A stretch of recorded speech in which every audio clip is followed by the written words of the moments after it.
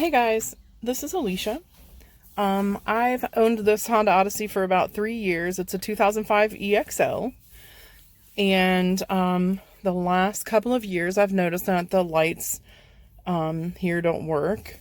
So at nighttime it makes it kind of difficult for me to adjust my air conditioning unless I turn on the dome lights in the car, which I actually just updated my dome lights to LEDs, which was really great. I should have done a tutorial for that, but I forgot all about it. Anyway, so I'm today just going to replace the bulbs in this unit, and I'll show you a little bit about how I'm going to do it. First of all, I went to the Honda dealership to buy the bulbs, and you can probably get them cheaper somewhere else, but I just didn't want to deal with maybe, cheap parts failing on me eventually. And, I just went ahead and skipped all the hassle of searching around for the right bulbs and went and bought them from Honda. So I got 4 of these 79674-S3N-941. So I got 4 of those. And then I got 2 of these 79607-SHJ-S01 bulbs from the Honda dealership. It cost me about $36 and some change. Pretty expensive, but it's worth it. I mean, it's going to last me for another 10 to 15 years if my car lasts that long.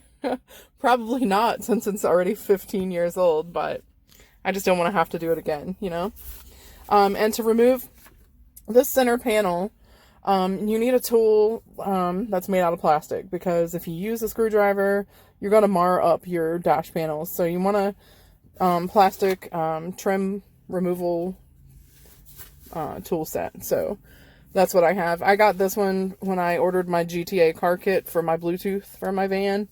So I just went ahead and ordered that at the same time as I got the kit. So first I'm going to use this one. I don't even know what it's called. Straight panel remover.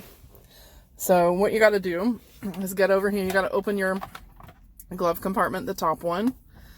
And you'll feel a little notch right here. And you just stick the tool in there. Twist it around a little bit. Just pry it up. There's clips all the way around this little panel. You can just easily, and sorry, I'm trying to do this with one hand and hold the camera. So it just easily kind of pops up. This one right here is a little tougher, but just be gentle. Don't break your clips. All right, I think I got all the edges loose. Now, I'm going to make sure my parking brake is on. Yep, so that's engaged. And I'm just going to pop out this little shift lock release tab. And I'm going to pop this down in here. Sorry about the view for a second. And then I'm just going to put the car in neutral. That just kind of gets the shifter out of the way so that you can remove the panel. Definitely make sure that your emergency brake is on during this. All right, and then you're going to pop the panel off, and you'll see behind the panel that there's 3 plugs. There's 2 green ones, which will be there for your fan control and your airbag light, and then the one over here for your interior light switch. So I'm just going to have to put the phone down for a moment while I take that off, and then I'll come right back. All right, guys. Well, this is the wiring harness that plugs into the back of your interior light switch, and this one can be a little bit of a pain to pull out. You got to push down on this tab on the front, and I get my pry tool out on this side of the clip before it's removed, obviously, and I just kind of wiggle and pry down a little bit on it, and that helps it come out a lot easier. Doesn't hurt your fingers as much, and you don't risk breaking the wires or something because you don't have to pull as hard.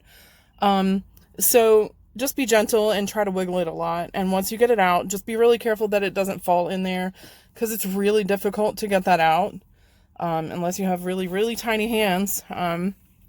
So what I do is I just use one of these hair elastics. I just had a bunch of them in my van because I like to ride with the windows down, so I have a bunch of them in here. And I just knotted it, looped it around and attached it here to the windshield wiper stick. That way it won't fall down and I don't have to worry about fishing it out later. So here is what it looks like with the dash panel off, and you'll see you have your 2 green connectors here. You'll see my GTA Bluetooth kit wiring hiding behind there. So it's a little bit messier in my dash than it will be in yours, unless you have a GTA kit too. But yeah, so it's pretty much it. That's the only panel that I need to replace the bulbs in. And like I said, there's 6 bulbs, so you'll have to remove them. I've got some of them out already, but they're kind of a bugger to get out of there. So you might want to get like some tweezers or a tiny little screwdriver or something that you can just use to get them out. You got to turn them that little quarter of a turn to get them out. And then I tried banging it as gently as possible, without breaking anything, obviously, but a lot of them just didn't come out. So I'm going to start working on trying to get those out, and then I'll come back. Okay, now once you've removed all of the bulbs out of the back, you can see here I've got mine out. You want to pay attention to where it says gray, black, and please excuse my nails. Anyways, you want to make sure that you put the correct bulb in there, because these have different voltages, so you want to put the correct bulb in there. Even though they look the same, they're like the same size. They are different voltages, so I'm going to go ahead and get those in, and I'll show you how I do that. Alright, now I've already popped in 3 of my gray bulbs, so let me see, I got 1 more here. I'll just drop it in gently. And it's not always going to fall right into place, and that's fine. Just take your flathead screwdriver and just kind of wiggle it into place. There you go. Okay, see how they're seated now, but I haven't screwed them in yet. You do have to give them a little quarter of a turn to lock them back in. Now I'm going to repeat that step with the black ones, and I'll be right back.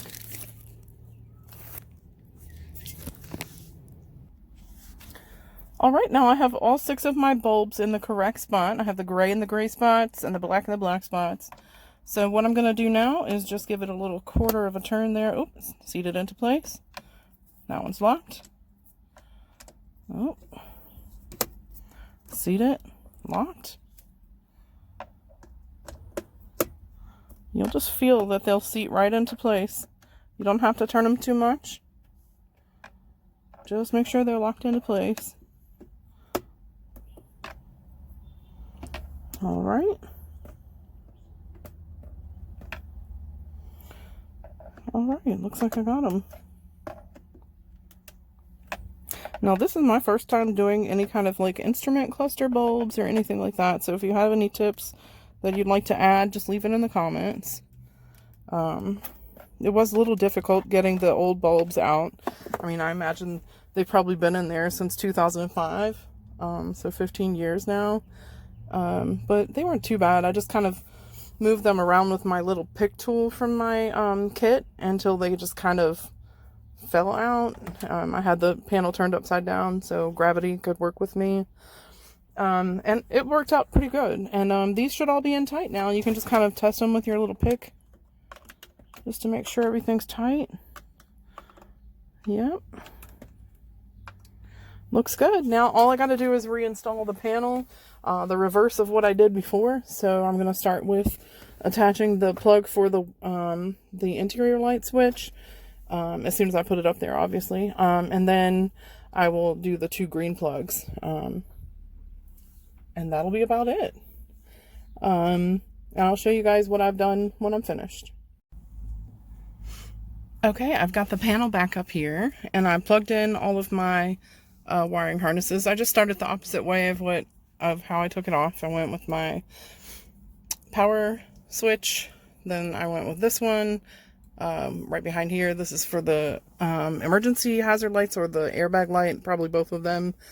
And then the last one is for the actual panel itself for the controls. And I plugged that in. Now it's still loose. I haven't installed it yet. So what I'm going to do is just pop down. Sometimes you gotta kind of wiggle this piece right here where your shifter is to get it to go back on just right. So let me lay the phone down for a second. All right, pushing it down gently, not to pop any clips. All right, so just a gentle, you'll hear the little popping.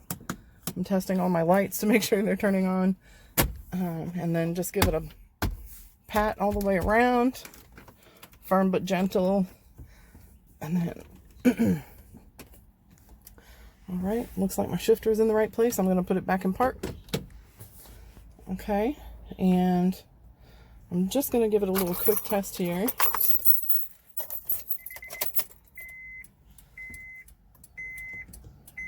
Oops. Looks like I turned on the turn signal. All right, now I can't tell yet. It looks like these are lighting up perfectly now. Looks like they are. It's hard to tell during the day, which I'll take a little clip at night so everybody see that it is fixed. It looks great. And now I should be able to see all of these at night again, and you'll see all of these are also lighting up when pressed. Oh, yeah. So looks like I fixed it. I hope so. I'm really excited to see how it looks tonight. And then I'll post the video tomorrow so everybody can see it at night too. Yay! It's fixed finally after 3 years. Thanks. Have a good one. And now that it's dark, you can see that all of these are lighting up. Let me just block the light from over there. Everything's working. Finally, after 3 years, I got around to repairing these, replacing these lights so that I can actually see my controls at night. It's going to be much easier when I'm going down the road. Alright, well, thanks for watching my video. I am actually going to be replacing the bulb here in this, this is my sunroof switch. That's on the left of the steering column. And then I'll also be replacing the bulbs down here in my heated seat switches. That's coming up. I'll be picking up the bulbs tomorrow, so I'll make a tutorial for those as well. Alright, you guys, thanks for watching. Bye-bye.